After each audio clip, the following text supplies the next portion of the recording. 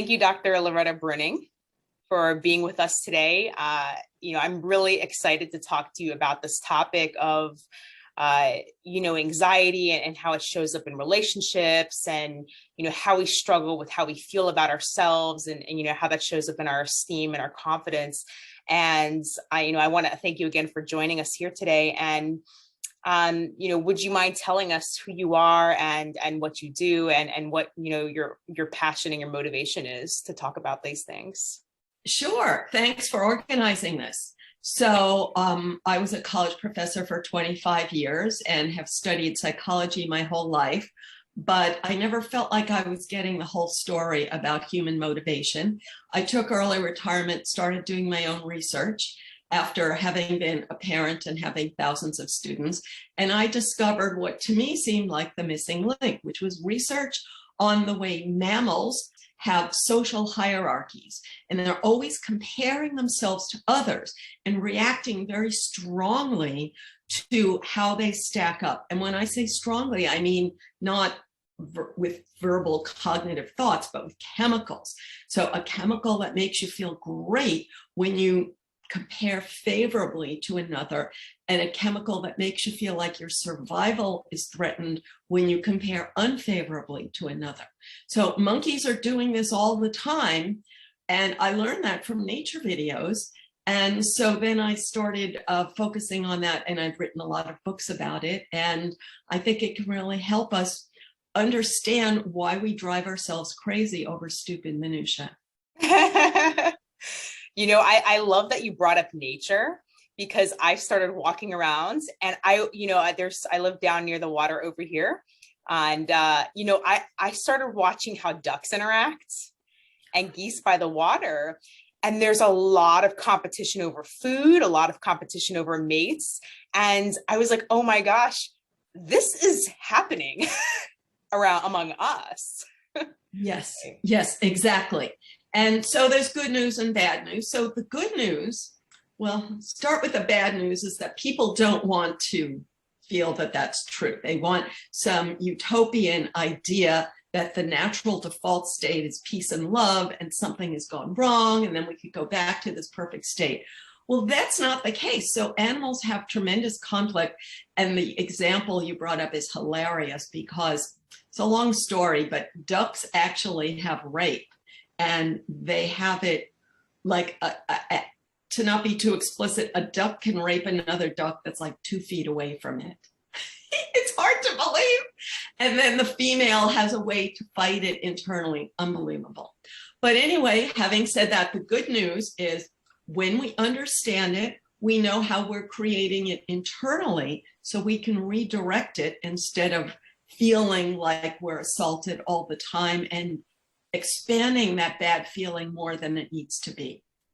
Exactly. I feel like we're a lot of human beings where we kind of fall short because we have that prefrontal cortex, right? Is in that we start to make it mean something about us, right? The negative. Yes. But also the prefrontal cortex is what prevents us from trying to rape someone who's 2 feet away, So is the good and the bad. It can restrain us from unfortunate impulses, but it can also exaggerate unfortunate impulses. And what I say by that is a gazelle is only afraid of a lion when a lion is actually there. But the prefrontal cortex can imagine a lion when it's not there.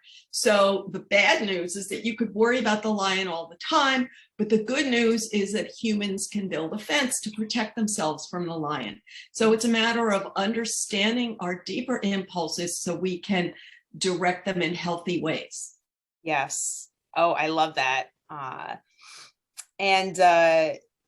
Much of this audience struggles with like these negative thinking patterns, and they also don't really understand where they come from. They think it's like a fact, like it's this absolute thing out here. Like there's this thing called being smart and I don't equal that. And because of that, as a hypnotist, I'm listening to the language, and because of this I lack this absolute thing. I'm, the meaning is different. Right? I'm not enough. I'm inadequate. I'll never be this. I'll never be that.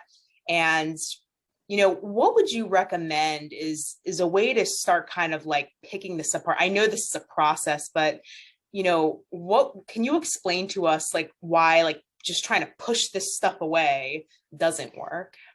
Sure. So the reason we have patterns is that there are real physical pathways in our brain that are built in childhood. And the reason for this is we're born with billions of neurons, but no connections between them. So a gazelle can run with the herd a few hours after it's born, but a human takes 2 decades to become fully functional. So there's a trade-off. We have a lot bigger brain, but it's born unwired. And you didn't just wire it the day you left home, even though you thought your parents were stupid and you figured out everything for yourself. In fact, you did a lot of wiring when you were young, and that wiring became the highway system of your brain. And those highways are very strong and efficient, and that's why you use them. And that's why everybody repeats themselves. So one person worries about if they're smart enough. Another person worries about if somebody thinks they're ugly. Another person worries about why does everybody let me down? So you could see the template in each person. Like you have a friend that always worries about X and you always worry about Y, but you don't even worry about X.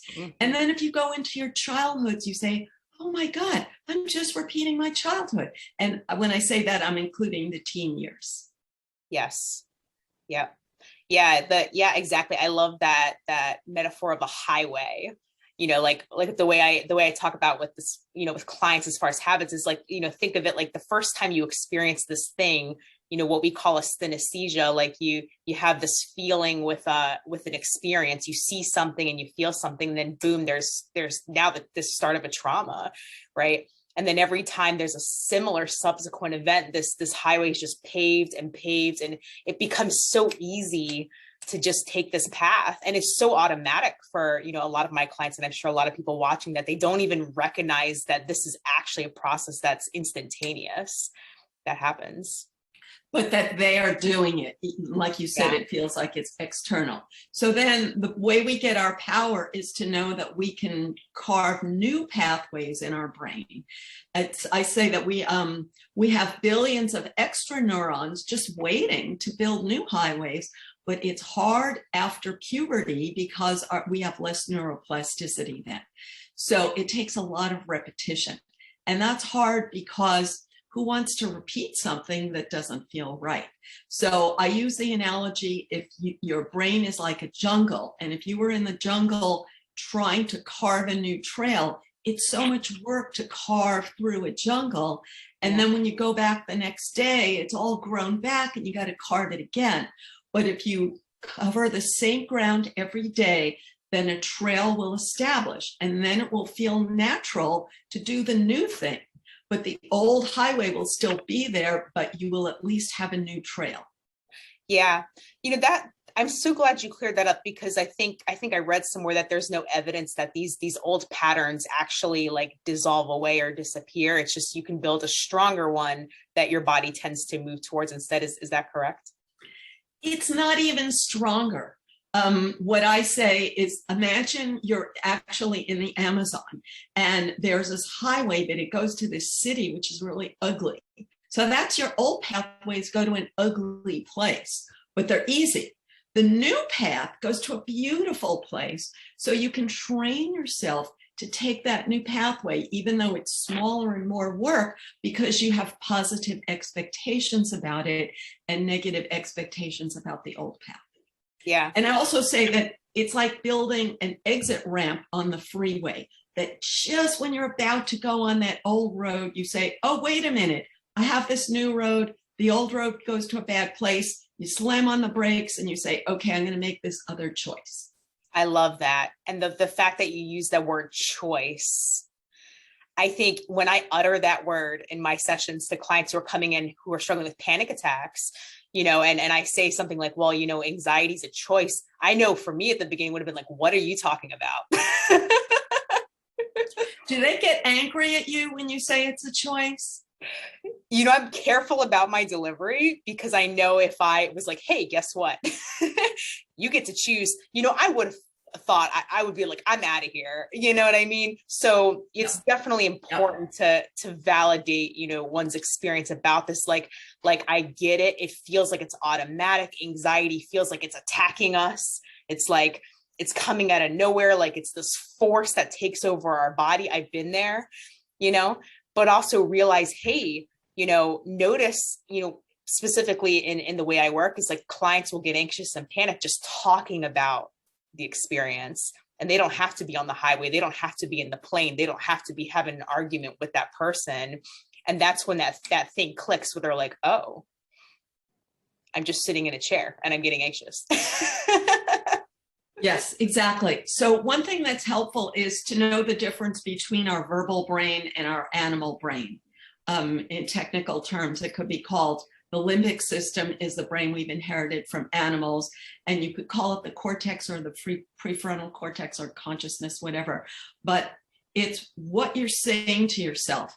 And you say, well, I didn't decide to be anxious. So your verbal brain did not decide to be anxious, but those old pathways are so efficient, and you're deciding that you want to be safe. And it's the only way to be safe that you know, because it's sort of like a gazelle smelling a predator and saying, I have to run, there's no other choice. And then when you become aware of that, to say, okay, that's just one trail in my brain, but I could build a new trail for interpreting what's going on to be safe. Mm-hmm. Yeah. Your book, Habits of a Happy Brain, what I feel like the message was for me was like, what I took away was like, oh, I can give myself all of these, for lack of a better word, chemicals or these experiences. And, much of this audience struggles with fear, with a lack of, feeling respect for themselves. They're craving attention. And can you talk to us about what we're really craving here? Because I mean, what's on the outside is I want that love. I want that respect. I want that attention. But really, it's the body really wanting something, right? Yes, great. It's, in one word, serotonin. Now, this is not the way we usually hear about serotonin, but in the animal world, animals are always comparing, as I said, and when they're in the one-up position, when they perceive themselves stronger as the monkey next to them, serotonin is released. And that tells the brain is like, you got it going on. You can get what you need to meet your needs and be safe. And that's the feeling we want all the time. So this is the subject of my new book called Status Games, Why We Play and How to Stop. So we want to be in the one-up position all the time because it feels good. It stimulates our serotonin. But the serotonin is processed and spit out in a very short time. It's only designed to be on for a short time. So that's why we're always looking to reaffirm our status.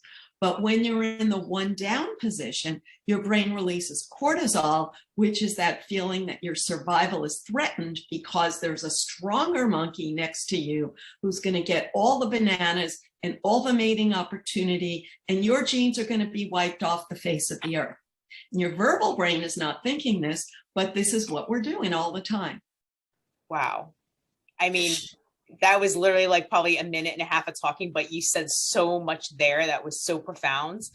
Can you explain a little bit more about like really why it's, and I'm thinking not all games are bad, and it's not about games being bad or good. It's just that they become kind of self-destructive, right? In terms of relationships, in terms of our health. And like, would you say it's a better idea to just not play these games at all? Or is it about playing better games? Good question. Well, most people think, well, I don't want to play these games, but so-and-so forces me to do it because they're playing the game. And that's because your verbal brain doesn't see how you're doing this because it comes from your inner mammal, which is nonverbal. But then when other people do it, you see it. So what are other people doing? They always have to have the one-up position. Like, that feeling with your partner or your boss or your kids, like, oh, they always have to get the last word in. And why does that bother you? Because you want to get the last word, but you don't see that. So that's why it's so helpful to just accept and understand that this is natural. Don't hate other people for it, and just know that they're struggling mammals just like you. I love the way you put that. Also a large part of this audience struggles with like disappointing people, and I think I would imagine this is like fear based. This is like a threat, right, to the nervous system. It's like, if I disappoint someone, if I say no and they get disappointed, then I feel this way. And it's this cause and effect thing that they're experiencing, but they're thinking it's coming from, well, they're disappointed, and so now I have to kind of take that on and make that my experience. Wow. Yeah. There's so many, you brought up so many different things. Yeah. So first, disappointment triggers survival threat feelings. Anytime you're disappointed, your cortisol, your stress chemical turns on. And you can be philosophical and say, oh, I didn't really care about that. It's no big deal. Yeah. But your cortisol turns on. So the way to understand that is, when you watch a nature video and the lion is looking for a gazelle and it misses again and again. And after 55 minutes of watching this show, the lion hasn't eaten for a week, and you start to feel sorry for the lion. So that's why when you miss, like when he goes after the gazelle and misses, that turns on the survival threat feeling. Because that helps you survive. It says, whoa, you really better get the next one or you're in trouble. So that's what we're doing. And that's my book, you mentioned Habits of a Happy Brain. The subtitle, Retrain Your Brain to Boost Your Serotonin, Dopamine, Oxytocin, and Endorphin. So this is like all of them. So dopamine is like, I want to get that person's approval, and I think I'm going to get it in this way. And then I missed and I'm disappointed. So that triggers a survival threat feeling, even though you don't consciously think that. Now, oxytocin is the urge for social support. So oxytocin is, if I get that person's approval, then they'll protect me. I'll have a social alliance, a herd, I'll be safe. So your inner mammal is always looking for that mutual bonding to be safe. And each of us looks for it in a way that fits whatever triggered our own oxytocin in the past. And unfortunately, many people, they refer to themselves as people pleasers. In other words, they got locked into that, I desperately want to please you and I'm going to fail. And I'm going to try to please you again, and I'm going to fail. So, and then finally, if you try to please others, and they're like, oh, that's not good enough, you didn't please me, then they're getting the one up, and you're putting them in the one up, and you're putting yourself in the one down. So you're denying yourself the serotonin and instead giving yourself cortisol. Wow. It's incredible. And it makes it so, I would say, easier to understand. And I feel like when all of this comes to the surface, you can start to realize you don't have to play these games anymore, and you can start to give yourself, the type of work, we do as hypnotists is to actually do the process of giving yourself that feeling of respect or love or kindness or compassion. And then those chemicals can fire, right? We can give that to ourselves. Right. And from your inner mammal's perspective, you could give yourself the feeling of being one up, which I know it sounds very crude, but that's what really works. Exactly. You could give yourself the feeling of being protected to get the oxytocin, and not to have such high standards like I want protection like a newborn baby, because if you do that, you're going to be disappointed. So you have to accept protection in an adult way. Like nobody is going to be your knight in shining armor. That's not adult life. So you have to learn to see the positive in your own ability to protect yourself. And finally, dopamine, what actually gives us that is, frankly, something new. We're always looking for new. So we can try to give ourselves a bit of variety in life in order to enjoy it. Yeah. I'm curious, like, is is there like one tip or like a takeaway that you can give to this audience? And I know you have a free offering for this audience as well to help them with their anxiety. Your free, it's a book, a free downloadable book called Anxiety, What Turns It On and What Turns It Off. And people and viewers can go in and learn how to do this themselves. And what I like to talk, what I like to think about is sort of like it becomes like an easy button, like your own easy button, and you can shut off your own anxiety. Can you give us like one tip or one small technique or a takeaway that can kind of help start this audience start to kind of propel this, put this in motion and get maybe some quick results? Sure. So I have a 3-step technique in my book called Tame Your Anxiety, Rewiring Your Brain for Happiness. That's the full version of the shorter PDF. That is the free gift. And the 3-step method starts with the idea that cortisol is this chemical it's a real thing. It's physically released into your bloodstream, and it lasts for about an hour, more or less. And so it's designed to make you look for danger. So once it's released, like if a gazelle smells a predator, it's looking around. Where's the lion? Where's the lion? Because it doesn't want to run in the wrong direction. Yeah. So once your cortisol turns on, you're only looking for bad stuff. So if you try to solve the problem, you're probably going to just get frustrated. You're going to make it worse. You're going to see the flaws in all of your solutions. So what I say is this 3-step, get a timer. First, give yourself 60 seconds and ask yourself, what do I really want? Because this is a way of saying, is this a real emergency or not? It's not a real emergency. It's just that I want something and maybe I'm not going to get it. So maybe I'll got to try a new way to get it. So then put on a timer for about a half hour, depending on how much time you have, and do something fun that you like, because you need to give your body time to spit out the cortisol so you don't just spin your wheels in a negative direction. And when I say something fun that you like, I mean something healthy. Don't just eat pizza the whole time.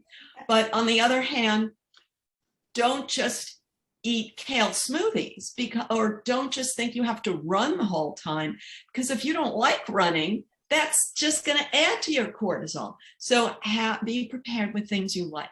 Now, then once you've given your body time to spit out the cortisol, then turn a timer on for another 60 seconds and decide on your plan of action and take that first step. Now, you may think, well, 60 seconds is nothing, but the bottom line is you've really been debating your actions forever. So if you don't give yourself a time limit, you're not going to take that step. And what makes you happy is your next step. That's what your inner mammal is looking for. It's sort of like when a gazelle smells a lion, looks around, where's the escape path? Oh, there it is, boom. Once it starts running, it's not focused on the lion, it's focused on its next step. And it's not catastrophizing, it's just thinking, okay, I'm going to get out of here, and then I'm going to go back to eating the grass. Yep. Wow. Yeah, that brings back memories for myself. And actually, I can think of a time real quick before we wrap up here. I was sitting in my car starting to feel anxiety, and I was starting to have a panic attack. And I actually started to look around, and I was like, wait a minute. And this is something our viewers can take away, is I started asking myself, I was like, is there actually a threat here? I'm sitting in my car in a parking lot by myself, and there's lights on. I'm not in some strange alley or anything. I'm in front of a gym and a grocery store. I'm like, there's nothing going on here. Why is this happening? And when I started contemplating and really just countering this logically, it just kind of like it kind of dissolved, and it kind of auto-corrected itself. You know what I mean? Very good. Were you able to figure out the trigger, the thought that started the whole train? Yes, actually. What ended up happening was, and I'm sure a lot of viewers can think back to maybe their trigger, that their very first, where their body associated this thing with a threat was, for me, hunger. The feeling of hunger became a threat because I actually almost went into a hypoglycemic coma a few years ago. And so while my body was sort of like getting really weak and kind of like, getting really tired, I started to, I guess, go into panic mode.